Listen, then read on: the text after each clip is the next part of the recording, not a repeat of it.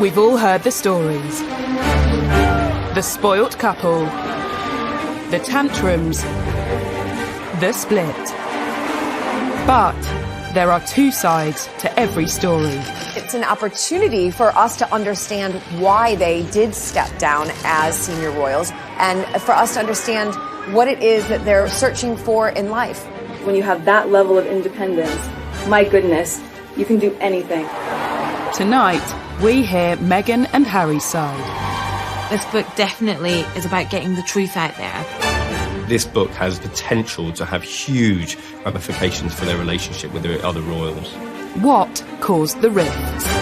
Look, we're brothers. We'll always be brothers. We're certainly on different paths at the moment.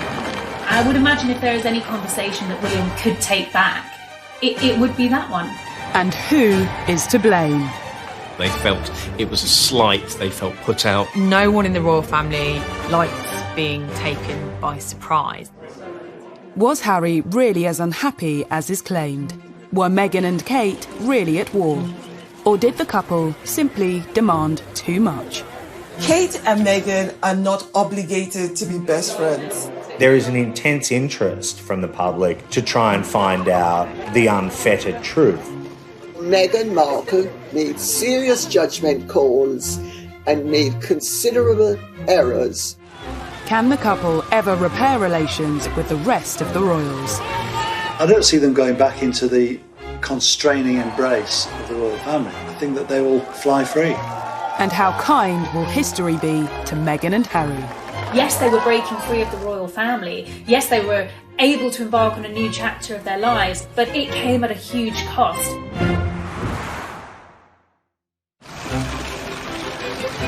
Meghan and Harry. Everything seemed like a fairy tale when the royal family gained a new member. I think they had the potential to be this amazing, celebrity couple. When they first got together, it felt like a real win, I myself was like, this is amazing. I'm loving seeing this. The wedding's going to be beautiful. And that's when the chip away started. Since then, it's been a turbulent 2 years for the Duke and Duchess of Sussex. And for many, they were to blame for everything that has gone wrong in the House of Windsor. But is that fair? I can just imagine what kind of struggle it was for them to see the constant lies, the constant made-up fabrication to sell papers, and that they were the human cost. Now, months after Megxit, we are witnessing the fight back. An explosive new book tells their side of the story, and it's causing breathless news coverage on both sides of the Atlantic. Now with the explosive new tell-all about the royal family. This morning, new revelations about Harry and Meghan's decision to step back as senior members of the royal family. And there could be some pretty stressful conversations for the royal family following claims made by a new biography of Prince Harry and Meghan Markle. Finding Freedom charts the relationship of Harry and Meghan from their first meeting to stepping back as senior royals. Everyone wants to know if this book is Harry and Meghan setting the record straight. They and the authors say they weren't involved, but that hasn't stopped speculation. I think it's hard to believe that they didn't have more than an interest in it, certainly. There's certainly lines within the books, even quotes that have come potentially from Harry and Meghan, and I think that a lot of people will be thinking that they had more of a hand in it than they have been letting on.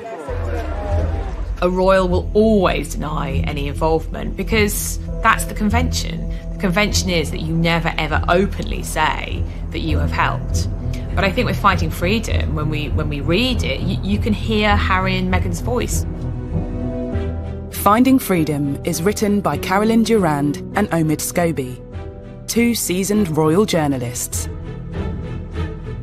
Another author who has first-hand experience when it comes to setting the royal record straight is Andrew Morton. His book, Diana, Her True Story, caused a sensation in 1992. He believes the objective of Finding Freedom is to set out Meghan's side of the story. This is basically trying to explain how Meghan approached the royal family and how she was dismayed by the easy criticism of everything that she tried to do. She's been frustrated by the fact that she's not been able to give her side of the story, that all kinds of stories have come out about her and she's not been able to answer back. And it's something which she's found immensely frustrating. It's an opportunity for them both, and in particular Meghan, for us to understand why they did step down as senior royals, why they've moved all the way across the pond, and for us to understand what it is that they're searching for in life. At the heart of the book is Harry and Meghan's decision to step down as senior royals. There are many reasons given, but crucially, we are told they were fed up being controlled by the royal institution. When they were told that they had to be brought within the confines of the Buckingham Palace machine, I think that's when they realised that their wings were being clipped and they weren't going to actually realise the stardom that they had set themselves up to be. The book claims there were concerns that the couple should be brought into the fold. Otherwise, the establishment feared their popularity might eclipse that of the royal family. I think they were particularly worried about William and Kate, that they might become more popular than them. And I think they just couldn't stand the idea of that. They couldn't stand the idea of this young modern couple, half of which is African American, potentially being more popular than William and Kate, who were their golden couple. Are we to read it that Harry and Meghan felt that the other households thought they needed reining in, slapping down? Because that's how I read it. I read it that Harry and Meghan felt that there was this conspiracy against them and that they felt that they ought to be put back in their place on a variety of levels. And they became more and more insular, more and more paranoid. And then they felt there was no option but to leave. It always reminds me of a top football manager saying that no one is bigger than the club. And I think that analogy is very, very true here, that they weren't bigger than the institution. And certainly the men in grey suits that they believe were stalking the corridors trying to clip their wings might have been an invention in their own heads rather than actually what was going on. Those men in grey suits, as Princess Diana used to call them, were allegedly another element pushing Meghan and Harry away.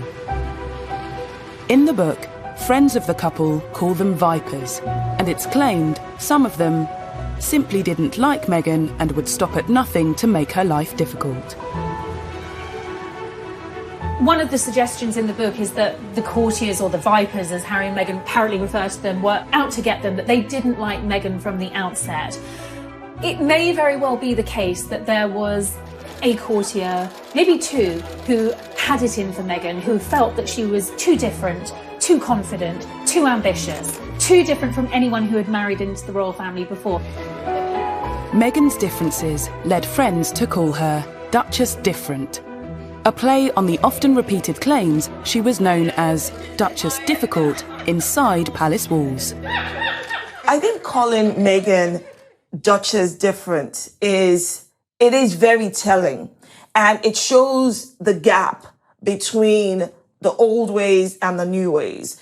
We can appreciate the value that both represent and celebrate the difference rather than try to, push it down or make it look like it's something bad. As Meghan and Harry's relationship with each other blossomed, their relationship with the palace and the rest of the royal family seems to have soured. The new book says, increasingly, Harry had grown frustrated that he and Meghan often took a backseat to other family members. And the pair had to wait to announce projects if other, more senior royals had announcements of their own. I think she found that very difficult because actually what she thought she was getting was unrivaled power, and she'd be able to help and effect this change and be this change maker, which is what she wanted to be. And actually, she found she was living in a gilded cage. By Christmas of 2019, Meghan and Harry had skipped Sandringham to take an extended break in Canada. They'd decided something had to change. And was that decision reinforced when they saw the Queen's Christmas message?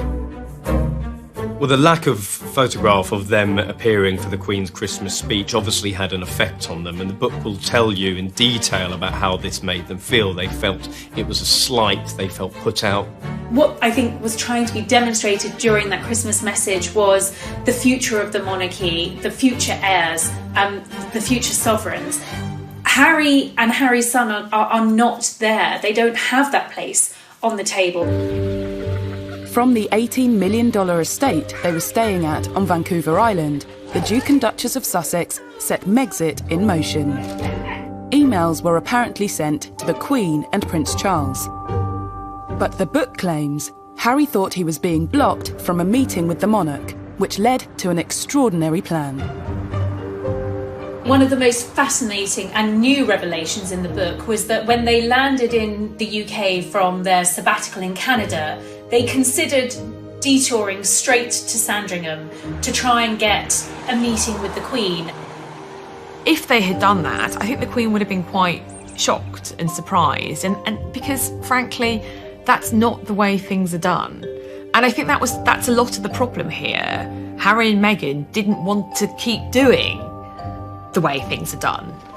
And the monarchy wasn't going to change things just for them. The monarchy's a supertanker. It just keeps on going, ploughing its own furrow.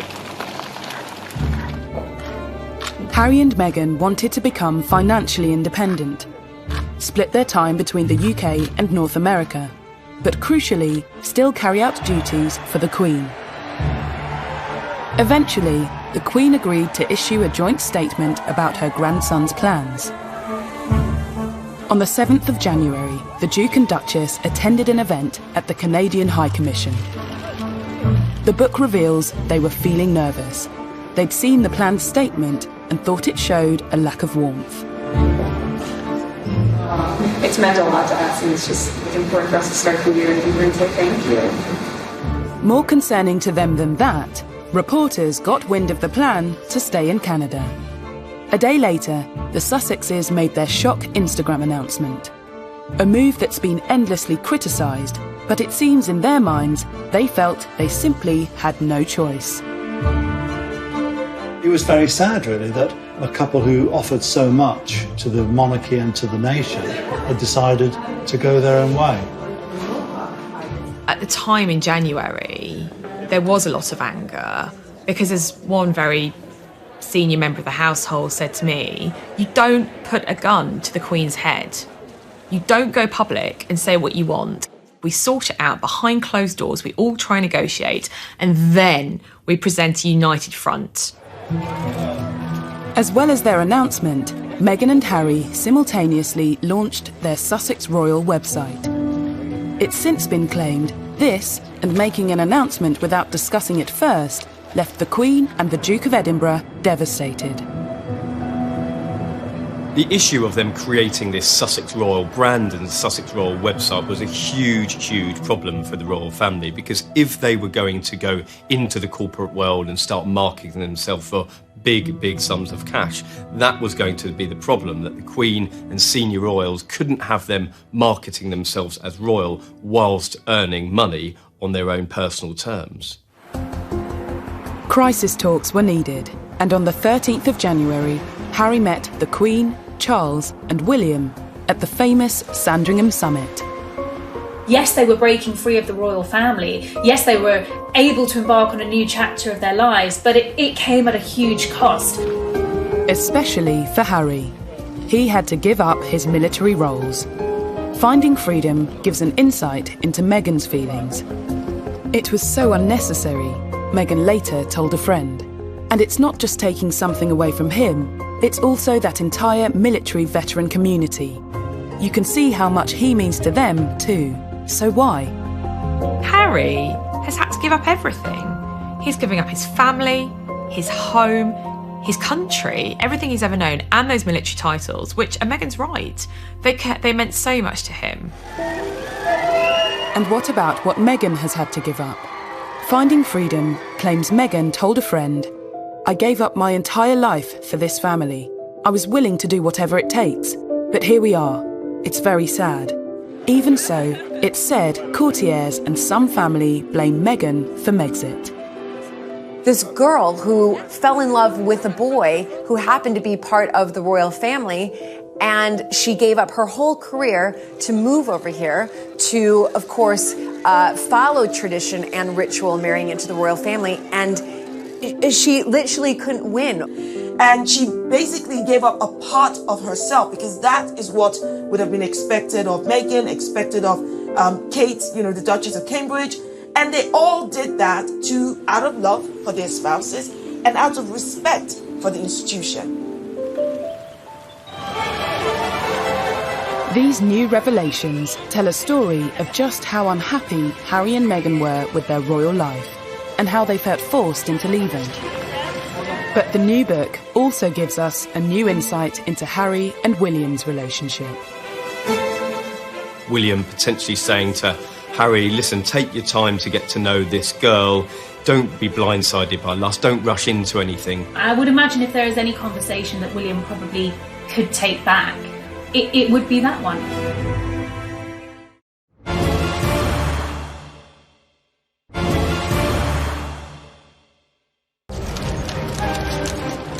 To understand why the relationship between Harry and his family broke down, you have to go back to the summer of 2016.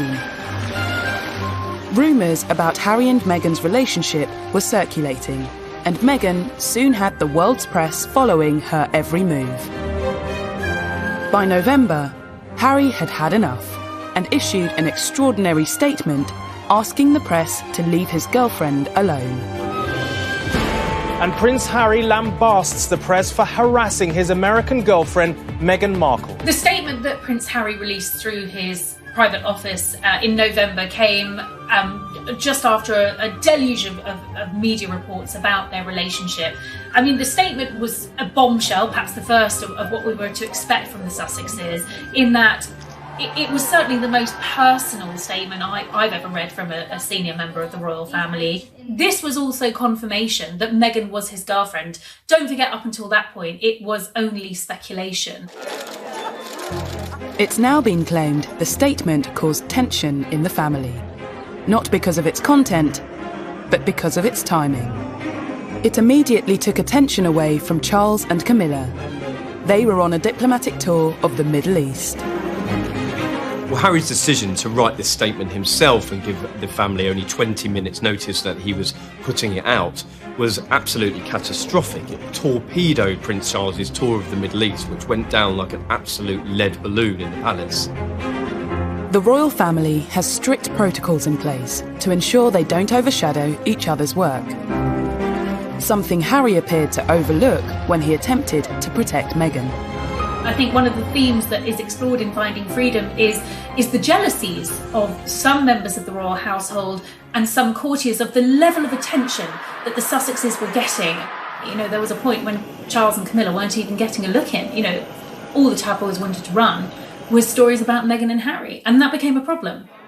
And I think there's definitely some truth in the fact that Charles at times has felt a bit jealous, maybe, of his son's public profile, because for a long time William and Harry were getting really, really positive publicity, and Charles, of course, had dreadful publicity. Harry's statement caused shockwaves in the palace and allegedly upset the Prince of Wales. But looking back, this wasn't the first time Harry had come out in vocal defence of his girlfriends. In 2005, whilst dating Chelsea Davy, he gave a frank interview to mark his 21st birthday. I suppose that is the media in general. There's truth and there's lies, and unfortunately I can't get the truth across because I don't have my own column in the paper, which I'm thinking about getting. It does irritate me because obviously I get to see how upset she gets, and I know the real her. I don't think Harry's changed an awful lot over the years. He's become far more considered and far more aware of what's going on in the world. At the same time, his hostility to the mass media and to photographers and the paparazzi in particular hasn't changed one jot. So he was hostile to them before and is hostile to them now, to the point where he has, in his own mind, more control over his life. Less than a year after the statement, there was another incident, this time between Harry and William. Finding Freedom details a conversation that supposedly took place just before Harry proposed to Meghan. William is quoted as saying, "Don't feel you need to rush this. Take as much time as you need to get to know this girl." A source claims William didn't want his brother to be blindsided by lust. The book goes on to say, Harry could see through William's words. He was being a snob. I think that there was a great misunderstanding in that moment. That was, I believe, intended from a genuinely good place, a place of brotherly love, and just wanting Harry to be absolutely sure, given the speed that this relationship had moved at, that he wasn't rushing into things. Harry, who was clearly sensitive and I think aware of some of the sniping in the corridors of power about Meghan, just took this deeply personal and the wrong way. And I would imagine if there is any conversation that William probably could take back, it would be that one. I think William was just trying to look out for his younger brother. Now, maybe it goes to the heart of their relationship, and Harry was frankly fed up with playing third wheel, effectively, to William, Kate and Harry. I mean, sometimes when the three of them did jobs together, I'd go and watch them, and I did feel a bit sorry for Harry. You know, Kate and William were always first because, you know, in the line of succession, William's always first, and Harry was always slightly trailing behind. So did William ever really accept Meghan? Rumours of a rift refused to go away. During Christmas of 2018, William appeared to ignore Meghan outside church. The following Easter, another incident, on the Queen's 93rd birthday. The footage appeared to show the brothers avoiding each other. Is there petty jealousy? Yes, because I think there is between any family. Show me any family in the world where there's not jockeying for position, or one sibling doesn't think, oh, you know, that sibling shouldn't have that, or etc. That is family. That is the human condition. I do think this is War of the Wales Part 2, but this is also the British royal family. This is what they do. They argue, they fall out, and then we make a drama out of it. But for some, Harry and William's fallout is far more serious. This was a devastating blow to the British people, and indeed members of the Commonwealth, because they have looked to William and Harry as being the successors. So to see a divide between those really did tear at the very fabric of the British public's relationship with the royal family. From an early age, there was clearly a friendly rivalry between the brothers. Would you live together again? In a nice experience being the same? Well, bear in mind I cook him and feed him basically every day. I think he's done rather well. You told us the other week that he did all the washing out. He does do a bit of the washing up, then he leaves most of it in the sink, and then it comes back in the morning and I have to wash it up. Oh, the lies. I think the difference between William and Harry has a lot to do with succession in the royal family. William knows that at one day he will become king. Harry knew that the reality of that was very, very unlikely that he would ever sit on the throne. So in many ways, he lived a life free of those shackles. He was the rogue and renegade prince. And there was nothing wrong with that in Harry's eyes. And seemingly there was nothing wrong with that in the House of Windsor's eyes either, because it made him more relatable and it also modernised the monarchy. Tension between the brothers was confirmed by Harry himself during a bombshell interview with Tom Bradby. There's been a lot of talk in the press about rifts with your brother. How much of that is true? Look, we're brothers. We'll always be brothers. We're certainly on different paths at the moment, but I will always be there for him, and as I know, he'll always be there for me. You know, we don't see each other as much as we used to, but you know, it's just, as I said, as brothers, you know, you have good days, you have bad days. I think now that we have the book coming out and what we've read from Finding Freedom really does solidify what Harry was talking about in the Tom Bradby interview when he said that there's good days and bad days. This book is telling us, literally in black and white, or will tell us in black and white, what those good days and what those bad days were. Not only is it alleged that William wasn't as accepting of Meghan as Harry would have liked, It's also claimed she wasn't warmly welcomed within the palace. One senior royal referred to the American actress as Harry's showgirl. Another told an aide she comes with a lot of baggage. And a high-ranking courtier was overheard telling a colleague, "There's just something about her I don't trust." It is alleged that a senior member of the royal family referred to Meghan as Harry's showgirl. We don't know which senior member of the royal family this is. According to another source, a courtier said that she came with a lot of baggage.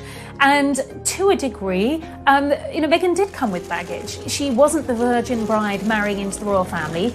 I think it was celebrated that she was from a dual heritage. She had a black mother, a white father. There was a great excitement about the fact that she was akin to a Hollywood movie star, not A-list, but still famous in her own right. Meghan was a senior royal for, an incredibly short time. And I think if we look back at that short time, she was almost immediately hounded by the British tabloid press. And there wasn't there really wasn't. It's very hard to find a really kind article about Meghan that was rather ruthless, to be honest.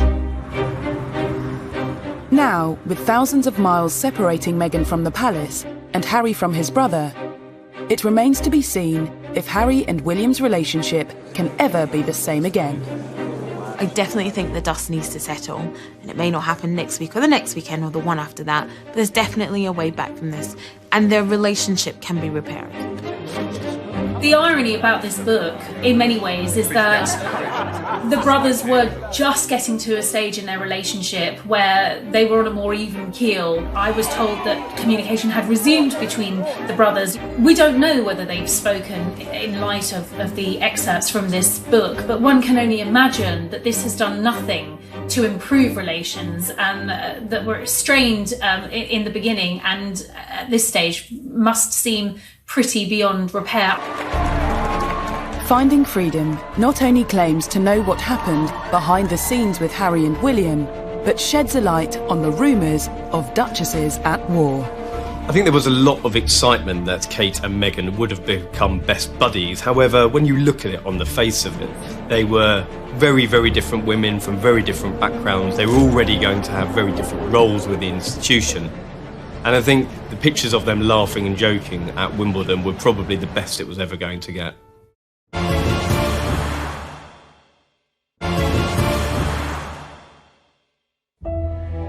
Finding Freedom is said to be Harry and Meghan's side of the story. It claims to provide a new perspective to all the stories, rumours and gossip that we think we know. In particular, a focus on negativity surrounding Meghan's relationship with Kate, not long after she became the Duchess of Sussex. After the royal wedding, once that sort of crest of the wave of excitement and euphoria had subsided, there was a slow drip of reports that began to show Meghan in a different light. After her wedding, Meghan was faced with a number of negative headlines. One in particular seems to have angered the Sussexes. It was reported that Meghan had made Kate cry during a bridesmaid fitting. Finding Freedom details the incident. Some of the children weren't cooperating, and there was a lot going on. Everyone tried to help where they could, but it's never easy with kids at fittings. There were no tears from anyone. I also think that it proves that, that story was put out by anti-Meghan people, by people who wanted to vilify Meghan, and it actually unpicks that, and it also proves that we know that there's people actively out there working to make Meghan look bad. There are always two sides to every story, but Kate either cried at that dress fitting or she didn't, and there are only a couple of people who know if that actually happened. It's interesting that is one of the stories that is contested in Finding Freedom. What Finding Freedom doesn't do is actually explain what did happen. Whatever the truth, Meghan and Kate's relationship soon became a favourite topic for the tabloids. I think as soon as Meghan married into the royal family, the comparisons between Meghan and Kate were constant. And Kate is English. She's an English rose, and she does everything the right way. But she will be the future queen. I think there needs to be some leeway for Meghan and Harry because, you know, he's now much further down the peg line as far as inheriting the crown. I think there was a lot of excitement that Kate and Meghan would have become best buddies. However, when you look at it on the face of it, they were very, very different women from very different backgrounds. They were already going to have very different roles with the institution. And I think the pictures of them laughing and joking at Wimbledon were probably the best it was ever going to get. Despite the press rumours the Duchesses were at war, Finding Freedom claims the relationship between the sisters-in-law was less tense than reported. It does, however, reveal they struggled to move past the distant politeness of when they first met. It was very easy for us to escape into this storyline that Meghan and Catherine were best friends, that William, Harry, Meghan and Catherine represented the Fab Four, this union of young royals that were set to take control and modernise the monarchy. It wasn't the case at all. Just 1 year after they were photographed laughing together at Wimbledon, new photographs emerged of Kate and Meghan together at a polo event. This time, the atmosphere appeared a little less friendly. The book notes there was a cordial but distant rapport. There was a big exclusive event in the summer of 2019 and both Kate and Meghan were there with their children. In fact, it was probably one of the first times we'd seen Meghan out and about with baby Archie. Kate was watching the children playing on the field while watching the polo, but the real striking thing was that the two women were not speaking. They weren't even conversing for most of the day, and I think that was quite a bit of a realisation for the British public and quite a disappointment as well that these two women were not going to be the best of friends. It's reported Meghan had wanted a strong and close relationship with her sister-in-law.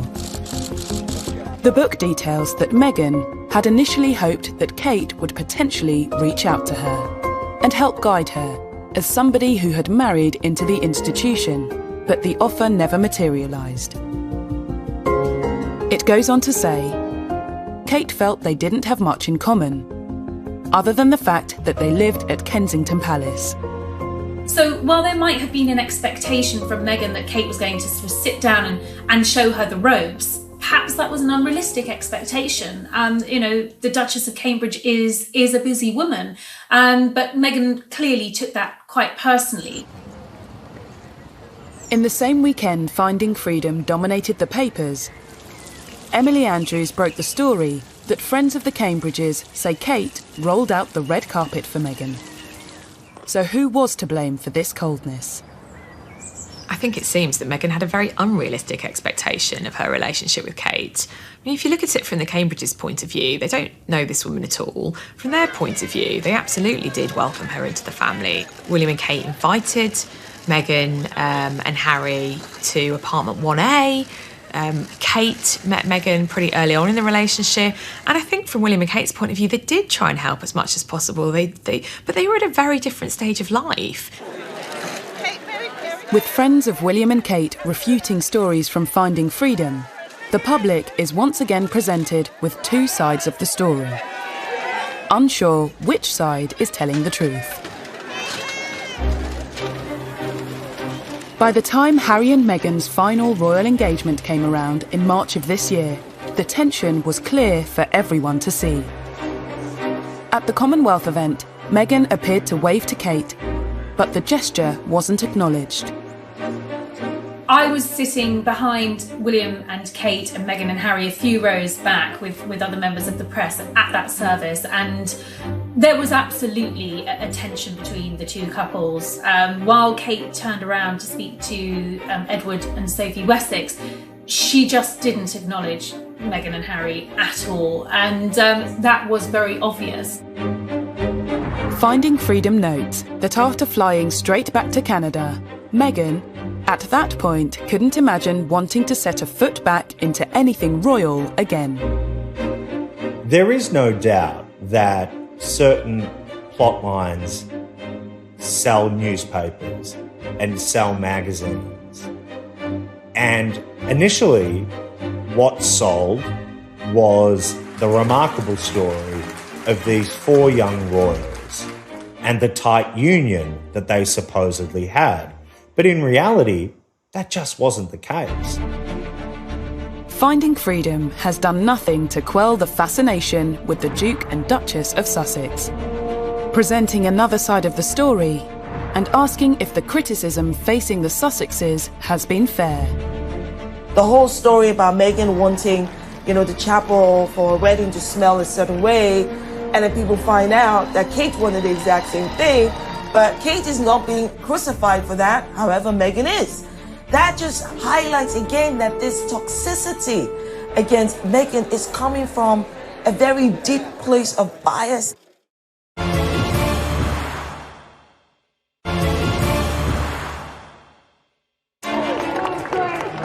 Finding Freedom might arguably tell the story from Harry and Meghan's side, but it's not the only book about them to hit the shelves this summer. It's the hot cakes right now. It's almost as though people think that this is the next version of The Crown from Netflix. I think that there is a battle at the moment amongst authors to try and tell or answer the unanswered questions as to what led to the split. It's a fine line of who knows what and who actually to be able to trust when all these books are coming out all at once. Many well-covered tales about the Sussexes feature in books by Lady Colin Campbell and journalists Dylan Howard and Andy Tillett. But are these just examples of yet more unfair criticism that Meghan has faced? Such as claims Meghan wanted St George's Chapel to smell a certain way for her wedding. A story she was ridiculed for in the press, despite Kate wanting the same thing at her wedding in Westminster Abbey. The whole story about Meghan wanting, the chapel for a wedding to smell a certain way, and then people find out that Kate wanted the exact same thing, but Kate is not being crucified for that, however Meghan is. That just highlights again that this toxicity against Meghan is coming from a very deep place of bias. Westminster Abbey is not the same thing as St George's Chapel. I've actually been to events at both. And I have to tell you, St George's Chapel does not smell musty. It smells of beeswax, which is what the furniture is waxed down with. Maybe Meghan had never smelt beeswax before in her life. Lady Colin Campbell's book addresses another infamous story. The claim Meghan clashed with the Queen over her choice of tiara for her wedding. But Finding Freedom says there was no clash. Each story has been corroborated by at least 2 sources, and they spoke to over 100 sources for the book. People don't want to believe that. They want to think only Harry and Meghan will say that, and they are lying. Instead, the book says it was Harry who had reservations, that the Queen's dressmaker, Angela Kelly, was intentionally delaying the process of Meghan selecting her wedding day tiara. But it is quite one-sided. Yes, Harry and Meghan don't escape criticism in the book. That's certainly true. But it is mainly their side of the story, and everyone else is the bad guys. Either way, what is sure is that there have been countless attacks on Meghan over the past 2 years. Allegedly, some even came from palace insiders. It seems to me that some of the stories are stemming directly from Buckingham Palace. And we're back to this narrative again, that strong, independent women are anathema in our society. Duchess difficult. Hurricane Meghan, some of the headlines that started coming out in the tabloid press, reports that, she had a habit of sending dawn emails to staff and wanted a response before lunchtime. This appears to be true and seems to be backed up in Finding Freedom. But the author's interpretation of this is that this was an experienced, successful American actress who was used to having an entourage of staff and who was used to having things done quickly. The idea that Meghan's a diva is clearly one of these racialized ways of thinking about black women where, there's this long-standing idea of the strong black woman who doesn't need anybody else, who's feisty and aggressive. Meghan has faced criticism for pretty much every move she has made, even down to the clothes she wears.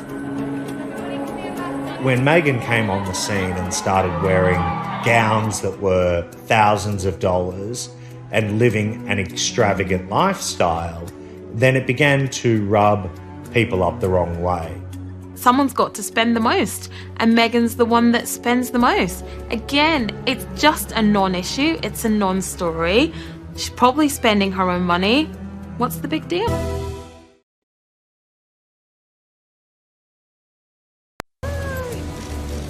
And even a claim that Kensington Palace staff noted that Meghan's charity cookbook, raising funds for the victims of the Grenfell tragedy, didn't contain a single recipe of British origin. She was trying to do something wonderful and good for all of those that were lost at Grenfell Tower and for their families. Everyone embraced this so deeply because it's been a passion project for all of us, and for very good reason. For Meghan, much of the criticism must have felt unwarranted and unfair. Why is Meghan a target for criticism? Very good question. Right, I don't know.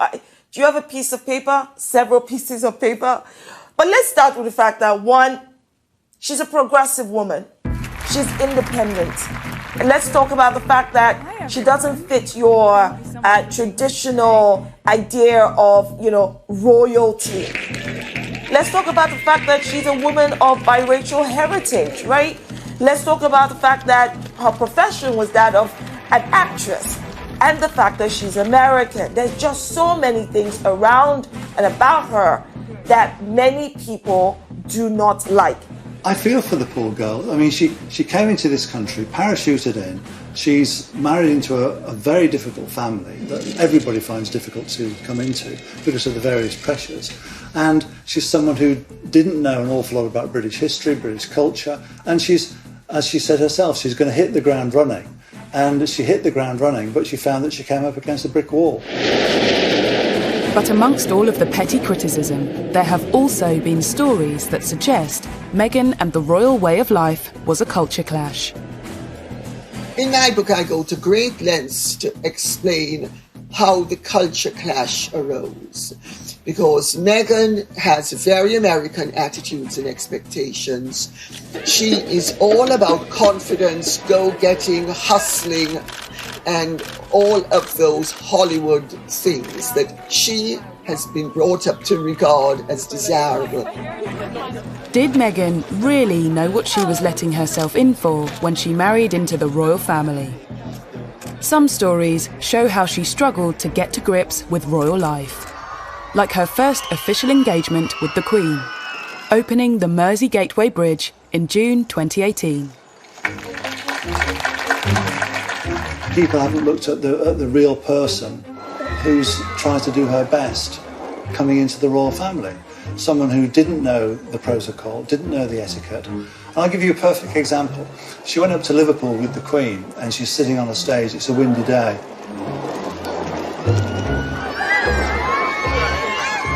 She doesn't know what side of the car to get into, to get out of. What hand to hold her handbag in, and you can see that kind of confusion in her face. Meghan, even though she's an actress, has had to swap the red carpet for the Royal Roadshow, and it's a difficult gig. There were certain elements of royalty that perhaps weren't for Meghan, but she was widely condemned regardless. like security. Dylan Howard's Royals at War reminds us of an incident in Fiji when Meghan visited a market. Every royal is assigned a level of protection when making appearances in public. And there could be no more valuable commodity, if you like, than a pregnant Meghan Markle making appearances in public. Under sweltering temperatures and with an increasingly large crowd, the Duchess was rushed out and the visit ended early. Turn round, turn round, turn round. Inevitably, in these types of scenarios, the royals are briefed about what is right and what is wrong and what is expected of them in order to maintain their security and their well-being. The security officer in charge quit her role not long after, amid claims at the time that Meghan found security constraining. Although the palace denied this was why she left. Guys, out. Just stay to the side, please. Everyone turn around. Meghan was oblivious. Despite being told how to behave, she thumbed her nose at the restrictions or recommendations of the Royal Protection Officer. And Lady Colin Campbell recalls at an event that, in her view, shows Meghan unwilling to persist with royal duty at her and Harry's first public engagement as a married couple. I was at a dinner party at a very, very famous aristocrat's house 4 nights after the wedding. And this person has impeccable court connections. At a garden party to celebrate Prince Charles's 70th birthday and all of his charity connections, there had been this garden party at Buckingham Palace, and Harry and Meghan were there. Good afternoon, everybody. And there was much excitement about them being there because, of course, at that time they were the most popular couple in the country. She was a revered figure.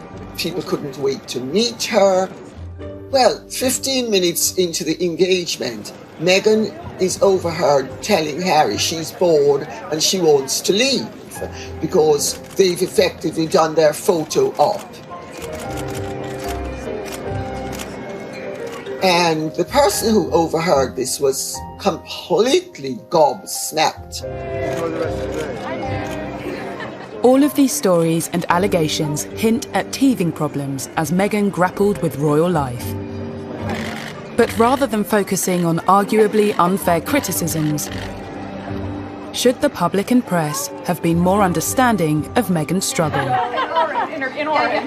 After all, it's something that is very different to what she was used to. That's one of my favorite parts of being there. On the face of it, everybody was very, very excited when Meghan came on the scene. She was hugely successful in her own right. She'd spoken on the world stage on big issues like the UN, human rights, girls' education. I think there was an awful lot of interest and excitement with her coming on the scene, but she definitely wanted to hit the ground running. She'd said that herself, and I think that in certain sections of the palace that was quite difficult because there are certain processes, protocols that had to be followed, and when these two worlds collided, there was definitely a clash that couldn't be avoided.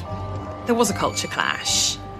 American divorcee, biracial, actress, woman of substance, 21st century girl from Los Angeles versus the pale, male, stale, and very white British monarchy. Yes, we have a woman as our head of state. Yes, we have a woman as our queen. But it is still an old-fashioned institution. It's done in tradition is all, duty is all. And that's not very woke or 21st century. Coming up, did Meghan feel she lost her ability to speak out when she became a royal? That age-old mantra, which has stood the royals in very good stead, never complain, never explain. I think most people would say that she absolutely didn't understand that. And now that she and Harry have left, is she getting her voice back? It's been very empowering and inspiring to see and to hear what they've had to say.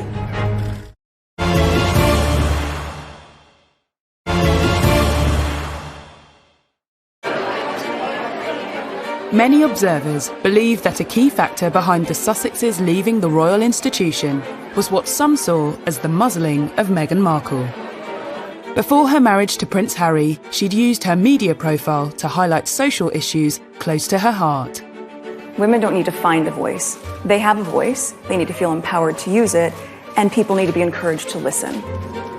More people were encouraged to listen when her relationship with Harry became public. But being Harry's girlfriend was one thing, being his wife was quite another. If she was not part of the royal family, the way she would have come out to speak on issues and to lend support on different things, she had to curtail all of that. You can speak your mind as a celebrity. You can align yourself with different politicians as a celebrity. You can't do any of that as being a member of the royal family. The blogs and all that stuff, that's just been silenced 100% to fit this role. Maybe one of the reasons for them wanting to leave is so that she can go back to doing it. And following her move to Los Angeles, despite the lockdown, Meghan Markle is out there speaking her mind once again. All of you are out there campaigning, fighting the right fight, being on the right side of history and ensuring that we can get closer to seeing this truly as our past and not something that we have to revisit again and again and again. Meghan and Harry have given, recent Zoom virtual talks to many from the younger generation. They've definitely been able to speak about matters that are at the heart of them and matters that are important to them, like Black Lives Matter. The only wrong thing to say is to say nothing. Because George Floyd's life mattered, and Breonna Taylor's life mattered, and Philando Castile's life mattered, and Tamir Rice's life mattered. And so did so many other people whose names we know and whose names we do not know. It's been very empowering and inspiring to see and to hear what they've had to say. But did Harry and Meghan really need to leave the royal institution to speak out on subjects like racism and women's rights? I went back to the palaces, various people in the palaces, and I said, would Meghan have been allowed to make those kinds of speeches if she's still working for the royals? Now, you can take what I'm about to say as, well, they would say that, wouldn't they? But literally, to a man and a woman, the people that I spoke to said, yeah, why not? More problematic for the royals, perhaps, was a concern that Meghan's progressive agenda might encroach into politics. You're going to use your voice in a stronger way than you've ever been able to, because most of you are 18 or you're going to turn 18, so you're going to vote. Someone said to me, that might be, and I was like, hang on a sec, she's just telling everyone to vote. That's not political. And they were like, no, but she's made it very clear in the past where her political allegiances lie. She's been very outspoken about Trump. The royal family has historically stayed out of politics. There is an inherent conflict between a member of the British royal family involved in American politics. It just can't work. Before Meghan became pregnant with Archie, they had intended to go to America on tour, but she made it very clear that she wasn't going to see Trump. I'm afraid it doesn't work like that. Clearly she is a woman with very strong political opinions. I think we will probably see and hear more of these now that she is detached from the royal family. As well as freeing her to speak her mind, leaving has allowed Meghan to regain control of her own agenda and to hit out directly at her detractors. Meghan has always liked to control her own publicity. Through her Instagram, very popular Instagram account, and her blog, The Tig, she was used to being able to control the message. I think it's when things have been out of control, that's what she finds frustrating. Believe in what makes you unique and don't be afraid to do what you know is right, even when it's not popular, even when it's never been done before. Well, Meghan's choice of language of even when it's not popular, even if it's not been done before, was definitely a pointed reference to their decision to leave the royal family. Even if it scares people, and even if it scares you a little. That age-old mantra, which has stood the royals in very good stead, never complain, never explain. I think most people would say that she absolutely didn't understand that. One of the things she felt very stifled by was not being able to answer back. I think Meghan's biggest problem has been that she's obviously been schooled in the world of Hollywood, where you hit back at rumours and innuendo and you take the fight to them. Meghan couldn't grasp the reason why she wasn't able to respond to these. Well, there was so much more at stake than just Meghan Markle. The whole House of Windsor needed to be considered in whether or not she was to respond to an allegation that was levelled against her. And that narrow-mindedness goes a long way to explaining why her and Harry would ultimately leave the family. And I think this book is largely been written to put her side of the story across. And regardless of their personal influence on the book, it hasn't been the only outlet for the couple's grievances. Harry and Meghan take on the tabloids. She is suing a newspaper for publishing a private letter to her father. The letter related to Thomas Markle's various dealings with the media, following his non-appearances at the couple's wedding in May 2018. And within the court documents, some of Meghan's complaints about her treatment within the House of Windsor have been laid bare. She has used the courts as a forum to get her version of events out into the public. Meghan's detractors say she's attempting to manipulate the media and claim the revelations in her court evidence and writing the letter to her father in the first place are evidence of this. If Meghan expects me or anybody else that I know who has a brain to think that she wrote that letter for anything except damaging her father's reputation and boosting her own and excusing her, she better think again. The central point of the case is whether Meghan wrote this letter with the intention of it being public. And one of the authors behind this book has actually gone on record to say that Meghan wrote it with the public in mind. That was a comment made by author Omid Scobie earlier in the year, but not repeated in the book. Meghan emphatically states that she didn't expect the contents to become public. But Associated Newspapers, publishers of the Mail on Sunday, are contesting that. Before being published, the letter had been referred to in People magazine. She may have given her friends permission to speak to People magazine. Friends have been spoken to at some point, but I genuinely think that was a letter between herself and her father, and I don't think she wanted it to be in any of the papers. She would have been very frustrated that it was published without her knowledge. It will be up for the courts to decide of whether this was an issue or whether she did know or didn't. I think it must be very sad and exhausting for Harry and Meghan to have had to undertake this court action. They're forced to go through this vicious cycle of seeing more lies and the same lies come up and people buy into it and people dig into it. So it has to be exhausting for them, but I have to say, it is the right thing to do. Since beginning the court proceedings, both Harry and Meghan have been accused of hypocrisy in their dealings with the media. Whether or not she wanted the letter leaked is really unknown at this point. But what I can say with certainty is that she does want certain stories leaked. In the book Finding Freedom, it says that she worked with the paparazzi. She tipped them off, and she tipped off local journalists because she was trying to further her own profile. And you do kind of come away from the book thinking Harry and Meghan are perfectly happy to invade their own privacy as long as it's a positive outcome for them. I've never seen a member of the royal family who has polarised opinion quite as strongly as Meghan and then Harry and Meghan. It's almost as if people took positions very, very early on. You're either for them or you're against them. But unlike many such debates, there will eventually be winners and losers on at least some of the big questions over Meghan. Is she an attention-seeking hypocrite who was a disruptive influence on the royal family? Or is she a well-meaning and wholly innocent victim of racism, sexism, and the machinery and machinations of the monarchy? It seems that the English courts will play a part in answering that question.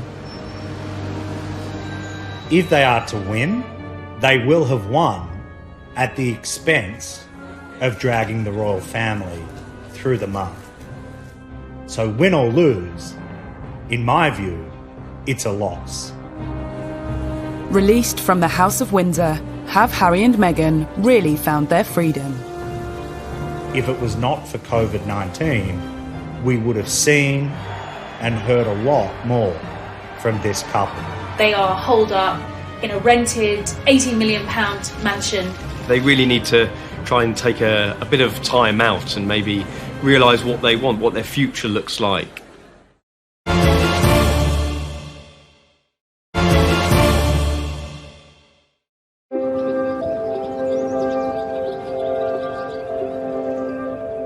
Meghan and Harry have begun their new journey in Los Angeles, and released from the shackles of the British monarchy, their new life is laid bare in a revelatory new book, Finding Freedom. But are they? I think moving to LA, to California, they have found a lot of freedom, at least a lot compared to what they were having over here in the UK. It's just different over there. It's more laid back, it's easier, it's a slower pace of life. And I think that's going to be good for the both of them. They really need to try and take a bit of time out and maybe realise what they want, what their future looks like. They're not in the public eye as much as they were over here. So I think they've got a real opportunity to slow down, to figure it out, and to find happiness. But if finding freedom is their goal, 2020 hasn't been the easiest year in which to achieve it.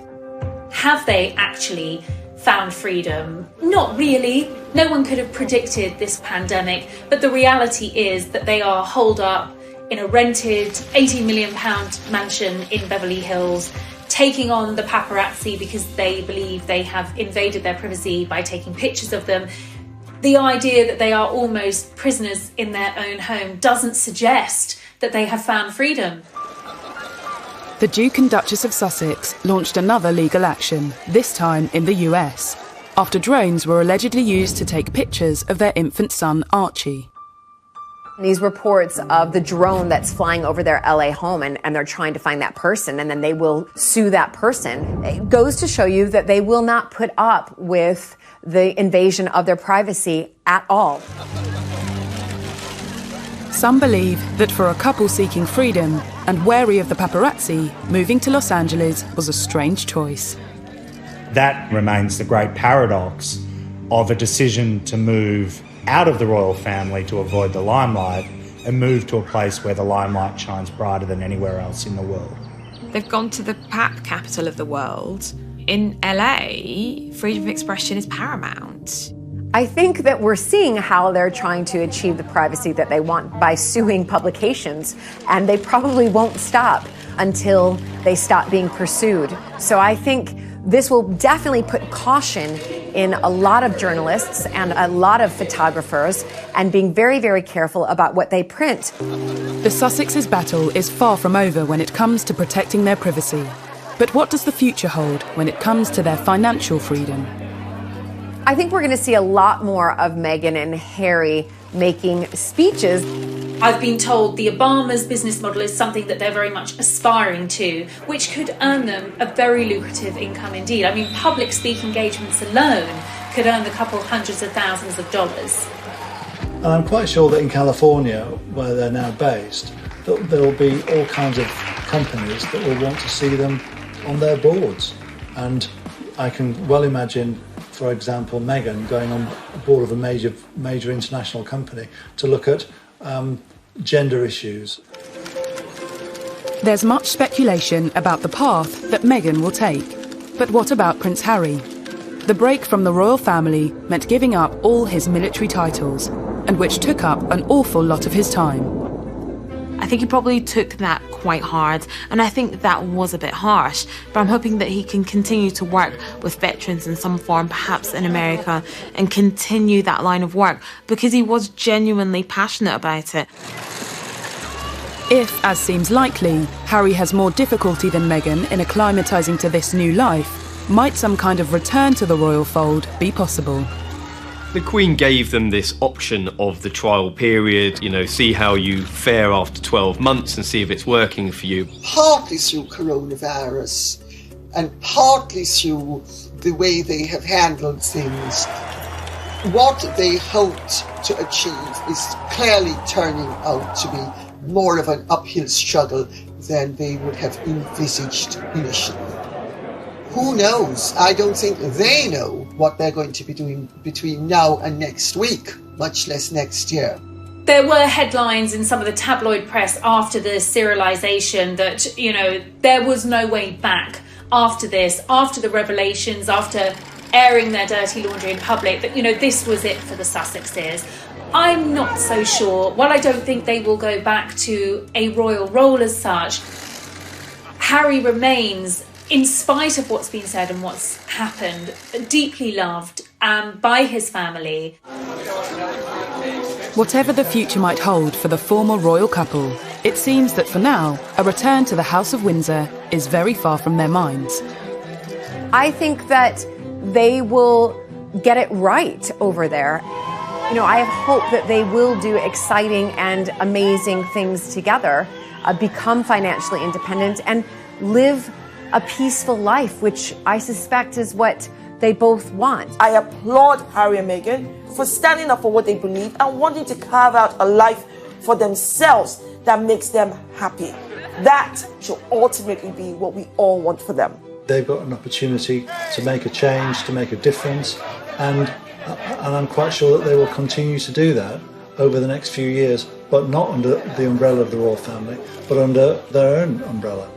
In 2018, William, Harry, Kate and Meghan were being hailed as the golden generation who'd build a new 21st century monarchy. In just 2 years, that dream has shattered. How? Finding Freedom certainly doesn't have all the answers, but it does reveal the open wounds currently blighting the royal family, and some say rubs salt into them. There are two sides to every story. Which one to believe, that's up to you.